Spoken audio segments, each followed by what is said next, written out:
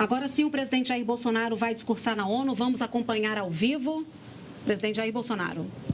Primeiro, obrigado a Deus pela minha vida, pela missão de presidir o Brasil e pela oportunidade de restabelecer a verdade, o que é bom para todos nós. Senhor presidente da Assembleia Geral, Tirani Mohamed Bandi, senhor secretário-geral da ONU, Antônio Guterres, chefes de Estado, de governo e de delegação, senhoras e senhores, apresento aos senhores um novo Brasil que ressurge depois de estar à beira do socialismo. Um Brasil que está sendo reconstruído a partir dos anseios e dos ideais de seu povo. No meu governo, o Brasil vem trabalhando para reconquistar a confiança do mundo, diminuindo o desemprego, a violência e o risco para os negócios, por meio da desburocratização, da desregulamentação e, em especial, pelo exemplo.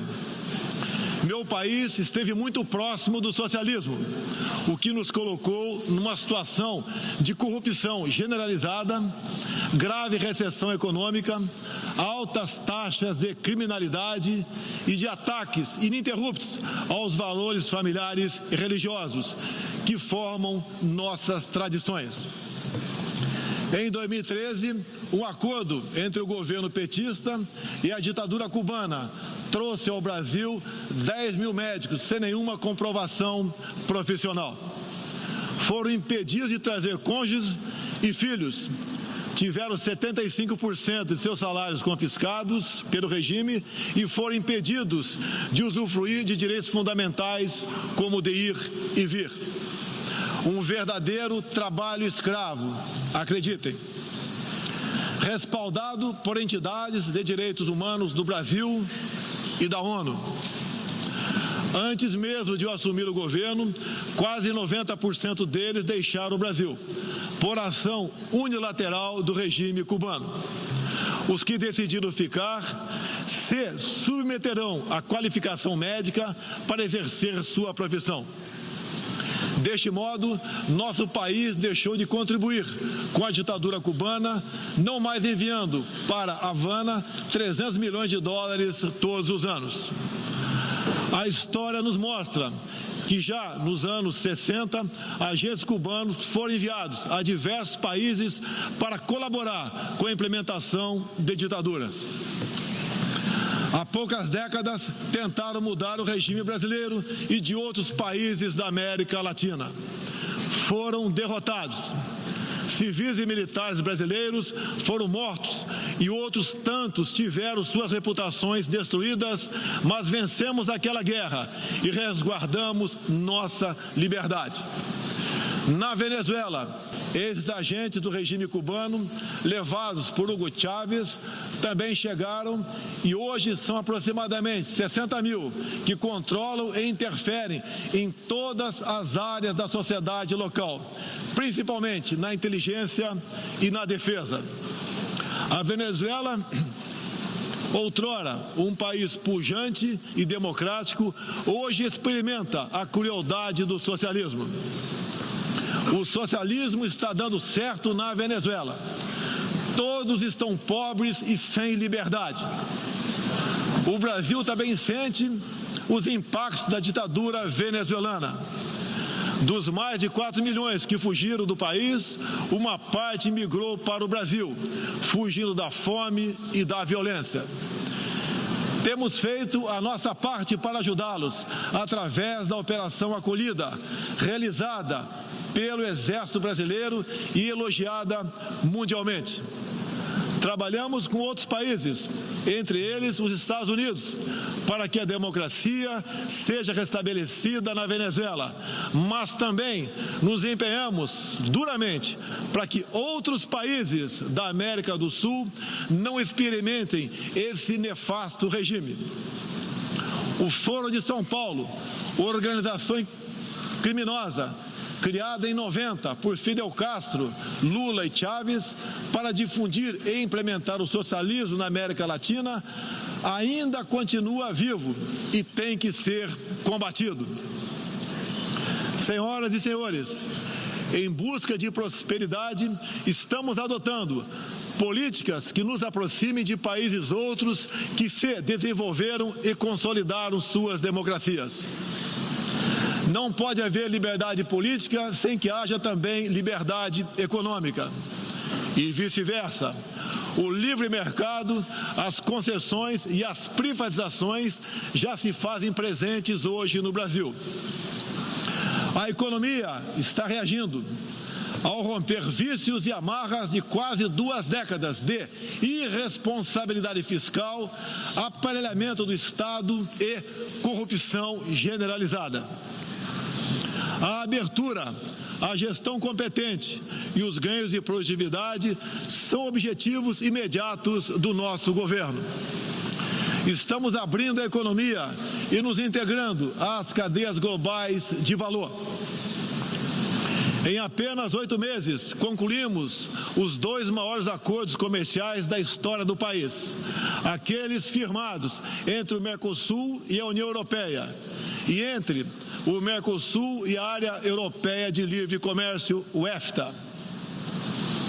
Pretendemos seguir adiante com vários outros acordos nos próximos meses. Estamos prontos também para iniciar nosso processo de adesão à Organização para a Cooperação de Desenvolvimento Econômico, OCDE. Já estamos adiantados, adotando as práticas mundiais mais elevadas em todos os terrenos, desde a regulação financeira até a proteção ambiental. Senhorita Izani Calapalo, indígena aqui presente do Brasil, agora vamos falar de Amazônia. Em primeiro lugar, meu governo tem o compromisso solene com a preservação do meio ambiente e do desenvolvimento sustentável em benefício do Brasil. O Brasil é um dos países mais ricos em biodiversidade e riquezas minerais. Nossa Amazônia é maior que toda a Europa Ocidental e permanece praticamente intocada. Prova de que somos um dos países que mais protege o meio ambiente. Nessa época do ano, o clima seco e os ventos favorecem queimadas espontâneas e também as criminosas. Vale ressaltar que existem queimadas praticadas por índios e populações locais, como parte de sua respectiva cultura e forma de sobrevivência. Problemas qualquer país os tem.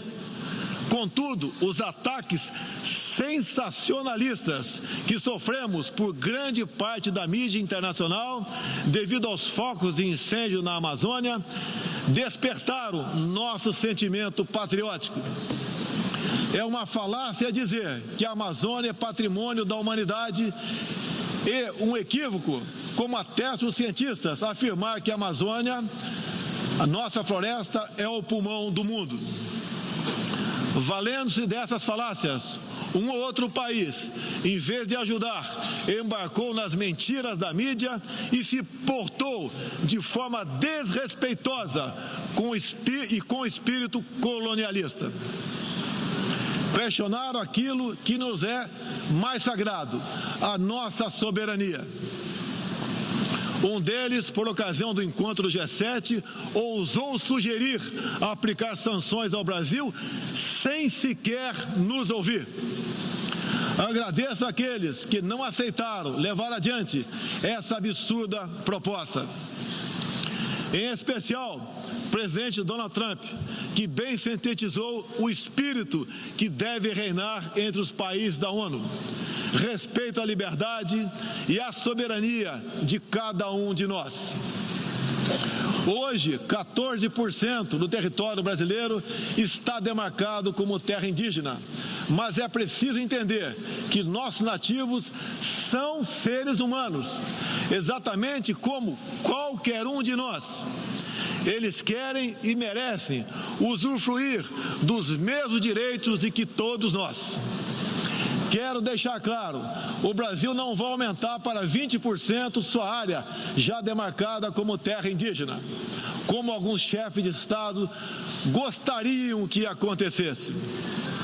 Existe no Brasil 225 povos indígenas, além de referências de 70 tribos vivendo em locais isolados. Cada povo ou tribo, com seu cacique, sua cultura, suas tradições, seus costumes e, principalmente, sua forma de ver o mundo. A visão de um líder indígena não representa a de todos os índios brasileiros. Muitas vezes, alguns desses líderes, como o cacique Raoni, são usados como peça de manobra por governos estrangeiros na sua guerra informacional para avançar seus interesses na Amazônia. Infelizmente, algumas pessoas de dentro e de fora do Brasil, apoiadas por ONGs, teimam em tratar e manter nossos índios como verdadeiros homens das cavernas. O Brasil agora tem um presidente que se preocupa com aqueles que lá estavam antes da chegada dos portugueses em Minas. O índio não quer ser latifundiário, pobre em cima de terra rica, especialmente das terras mais ricas do mundo. É o caso das reservas Yanomami e Raposa Serra do Sol. Nessas reservas existe grande abundância de ouro, diamante, urânio, nióbio e terras raras, entre outros. E esses territórios são enormes. A reserva Yanomami sozinha conta com aproximadamente 95 mil quilômetros quadrados, o equivalente ao tamanho de Portugal ou da Hungria, embora apenas 15 mil índios vivam nessa área. Isso demonstra que os que nos atacam não estão preocupados com o ser humano índio, mas sim com as riquezas minerais e a biodiversidade existentes nessas áreas. E para mostrar aos senhores que não existe uma autoridade única entre os índios, eu quero ler uma carta aqui de grande parte das comunidades indígenas endereçadas para os senhores.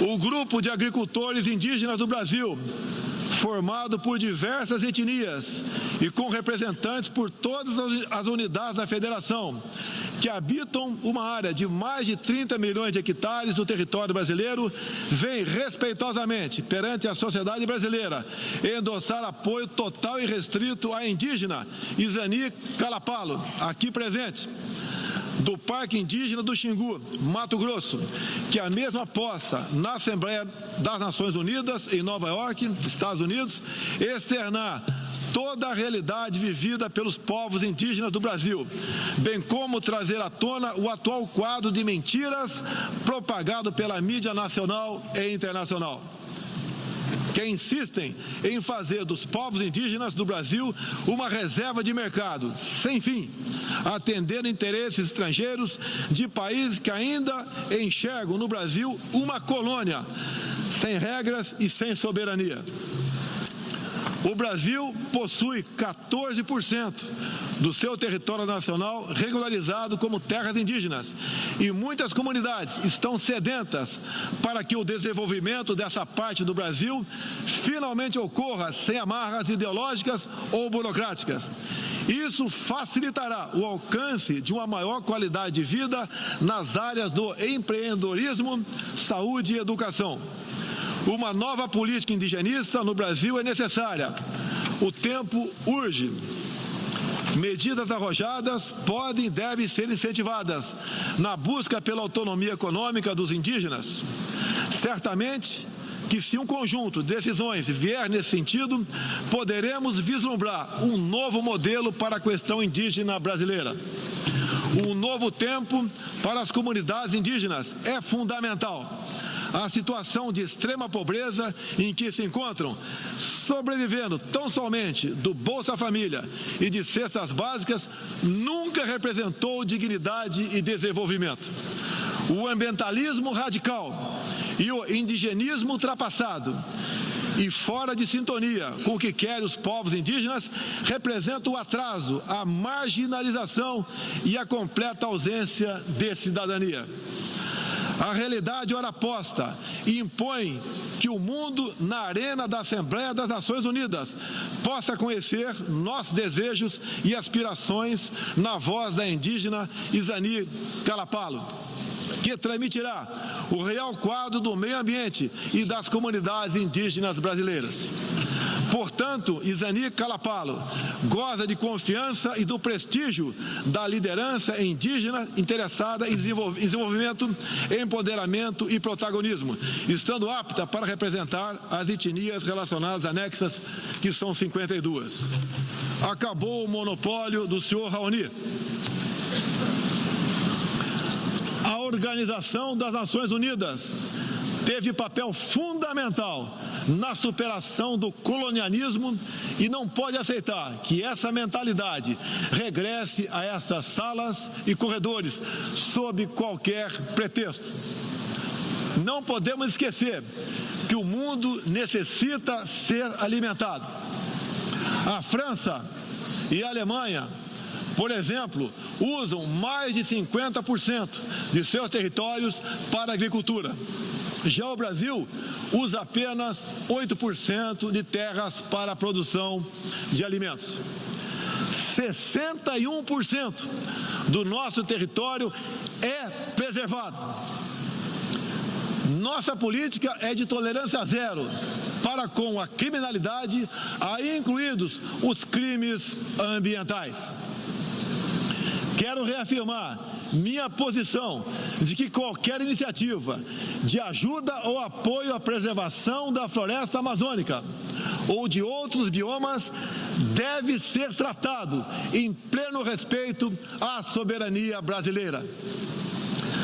Também rechaçamos as tentativas de instrumentalizar a questão ambiental ou a política indigenista em prol de interesses políticos e econômicos externos, em especial os disfarçados de boas intenções.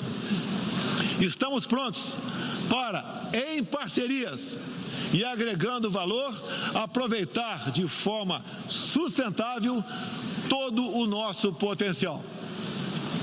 O Brasil reafirma seu compromisso intransigente com os mais altos padrões de direitos humanos, com a defesa da democracia e da liberdade de expressão religiosa e de imprensa. É um compromisso que caminha junto com o combate à corrupção e à criminalidade, demandas urgentes da sociedade brasileira. Seguiremos contribuindo dentro e fora das Nações Unidas para a construção de um mundo onde não haja impunidade, esconderijo ou abrigo para criminosos e corruptos. Em meu governo, o terrorista Cesare Battisti fugiu do Brasil, foi preso na Bolívia e extraditado para a Itália. Outros 3 terroristas paraguaios e um chileno que viviam no Brasil como refugiados políticos também foram devolvidos aos seus respectivos países.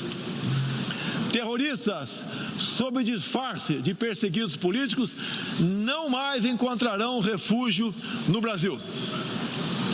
Há pouco, presidentes socialistas que me antecederam desviaram centenas de bilhões de dólares, comprando parte da mídia e parte do parlamento.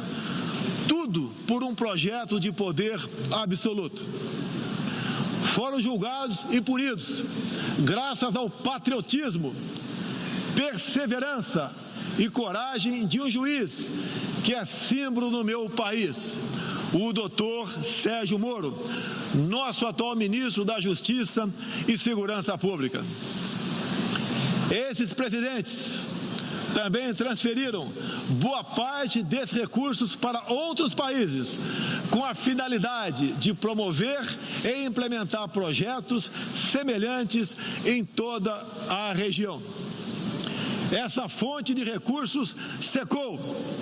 Esses mesmos governantes vinham aqui todos os anos e faziam descompromissados discursos com temas que nunca atenderam aos reais interesses do Brasil, nem contribuíram para a estabilidade mundial.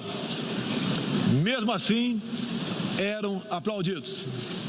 Em meu país, tínhamos que fazer algo a respeito dos quase 70 mil homicídios e dos incontáveis crimes violentos que anualmente massacravam a população brasileira.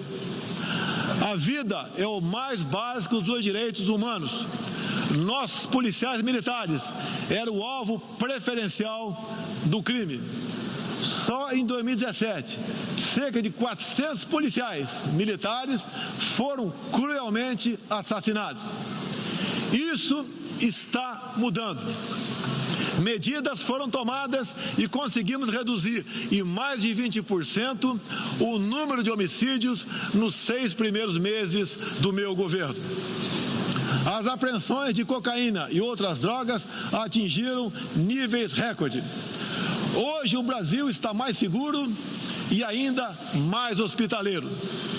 Acabamos de estender a isenção de vistos para países como Estados Unidos, Japão, Austrália e Canadá. E estamos estudando adotar medidas similares para a China e Índia, entre outros. Com mais segurança e com essas facilidades, queremos que todos possam conhecer o Brasil, em especial a nossa Amazônia, com toda a sua vastidão e beleza natural.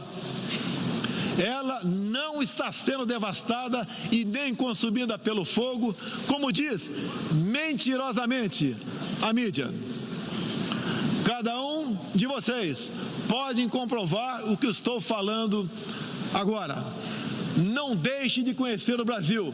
Ele é muito diferente daquele estampado em muitos jornais e televisões. A perseguição religiosa é um flagelo que devemos combater de forma incansável. Nos últimos anos, testemunhamos em diferentes regiões ataques covardes que vitimaram fiéis congregados em igrejas, sinagogas e mesquitas.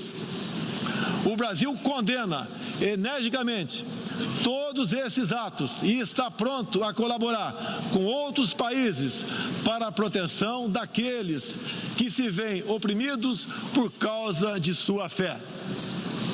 Preocupam o povo brasileiro, em particular a crescente perseguição, a discriminação e a violência contra missionários e minorias religiosas em diferentes regiões do mundo. Por isso, apoiamos a criação do Dia Internacional em memória das vítimas de atos de violência baseados em religião ou crença. Nessa data, recordaremos anualmente aqueles que sofrem as consequências nefastas da perseguição religiosa. É inadmissível que, em pleno século XXI, com tantos instrumentos, tratados e organismos, com a finalidade de resguardar direitos de todo tipo e de toda sorte, ainda haja milhões de cristãos e pessoas de outras religiões que perdem sua vida ou sua liberdade em razão de sua fé. A devoção do Brasil à causa da paz se comprova pelo sólido histórico de contribuições para as missões da ONU. Há 70 anos, o Brasil tem dado contribuição efetiva para as operações de manutenção da paz das Nações Unidas. Apoiamos todos os esforços para que essas missões se tornem mais efetivas e tragam benefícios reais e concretos para os países que as recebem. Nas circunstâncias mais variadas, no Haiti, no Líbano, Na República Democrática do Congo, os contingentes brasileiros são reconhecidos pela qualidade de seu trabalho e pelo respeito à população, aos direitos humanos e aos princípios que norteiam as operações de manutenção de paz. Reafirmo nossa disposição de manter contribuição concreta às missões da ONU, inclusive no que diz respeito ao treinamento e à capacitação de tropas, área em que temos reconhecida experiência.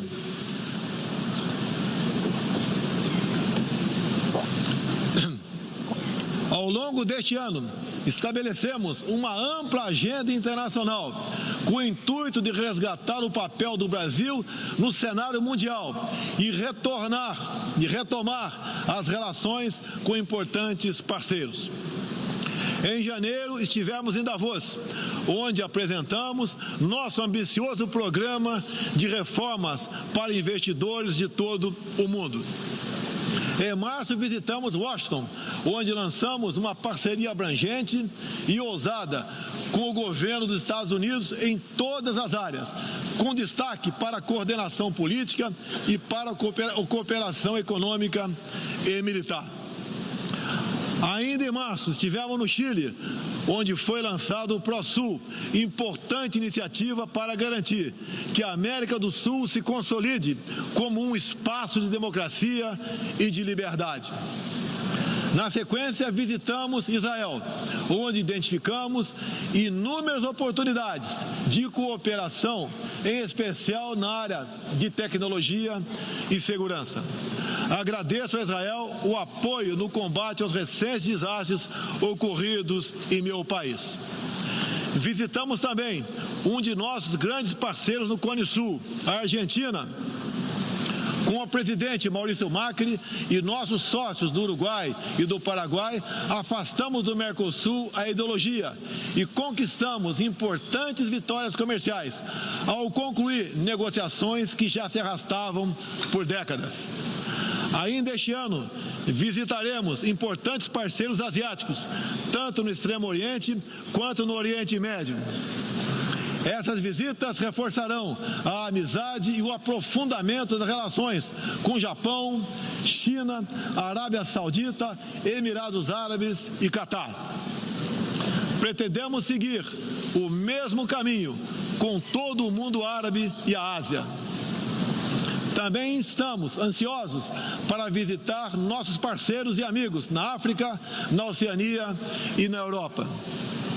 Como os senhores podem ver, o Brasil é um país aberto ao mundo em busca de parcerias com todos os que tenham interesse de trabalhar pela prosperidade, pela paz e pela liberdade. Senhoras e senhores, o Brasil que represento é um país que está se reerguendo, revigorando parcerias e reconquistando sua confiança política e econômica. Estamos preparados para assumir as responsabilidades que nos cabem no sistema internacional. Durante as últimas décadas, nos deixamos seduzir, sem perceber, por sistemas ideológicos de pensamento que não buscavam a verdade, mas o poder absoluto. A ideologia se instalou no terreno da cultura, da educação e da mídia, dominando meios de comunicação, universidades e escolas. A ideologia invadiu nossos lares para investir contra a célula máter de qualquer sociedade saudável, a família. Tento ainda destruir a inocência de nossas crianças, pervertendo até mesmo identidade mais básica e elementar, a biológica.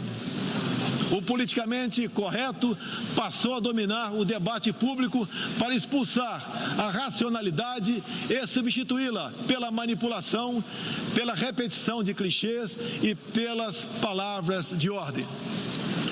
A ideologia invadiu a própria alma humana, para dela expulsar Deus e a dignidade com que Ele nos revestiu.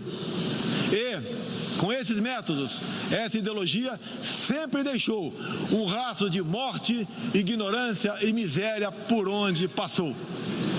Sou prova viva disso. Fui covardemente esfaqueado por um militante de esquerda e só sobrevivi por um milagre de Deus. Mais uma vez, agradeço a Deus pela minha vida. A ONU pode ajudar a derrotar o ambiente materialista e ideológico que compromete alguns princípios básicos da dignidade humana. Essa organização foi criada para promover a paz entre nações soberanas e o progresso social com liberdade, conforme o preâmbulo de sua carta.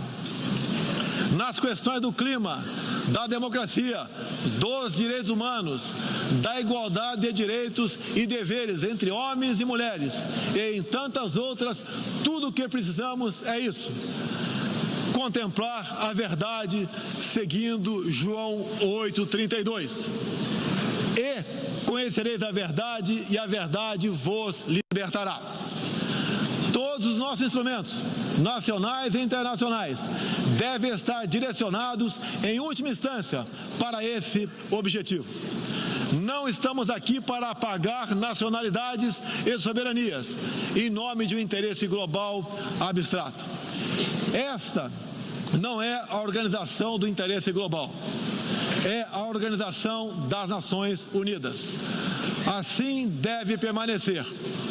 Com humildade e confiante no poder libertador da verdade, estejam certos de que poderão contar com este novo Brasil que aqui apresento aos senhores e senhoras. Agradeço a todos pela graça e pela glória de Deus. Meu muito obrigado.